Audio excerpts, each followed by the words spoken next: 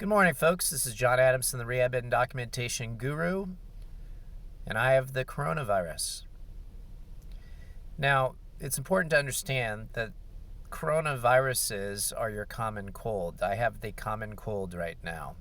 I doubt I have COVID-19, which is, of course, the big one that's making the news right now and has been for some time, last month. And I wanted to talk about our responsibility as clinicians to our patients and our coworkers in the midst of getting sick. In the past, and I know many of you have been encouraged to do so, and I've felt encouraged to do so, and also internal pressure to do so, to come to work sick, despite the fact that we might propagate some illness. Now, we tend to think of, the common cold like I've got, and the flu as not being necessarily devastating for some of our patients, but for some patients it can be. And over the past 2 days, I've taken off work because I know that there is a perception from my patients that even if I do everything I can, wearing a mask, observing good hand washing protocol, whatever I do, they may still have perception that I'm about to put their life at risk. And that's not a perception I can afford. Because one, I'm working obviously with patients who have an expectation of good quality care, and they're going to be scoring my agency on whether or not we gave them proper satisfaction of care.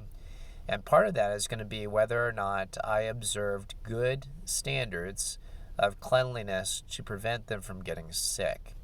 So if I walk into a patient's house sounding like I do right now, a lot of them are going to be like, are you okay? Are you sick? And of course, I'm occasionally coughing, occasionally sneezing, blowing my nose, and that's not a good situation to be in.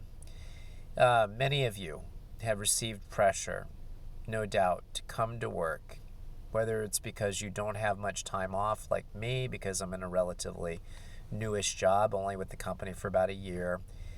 You're the breadwinner.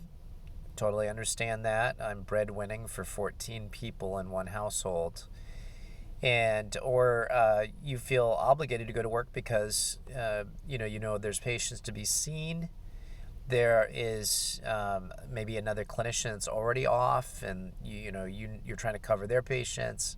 The fact of the matter is, in the rehab world, most of what we provide is not life-saving. We're not going to be providing care generally that the patient needs to keep alive. And in general, measures can be put into place to keep them safe while we're not seeing them.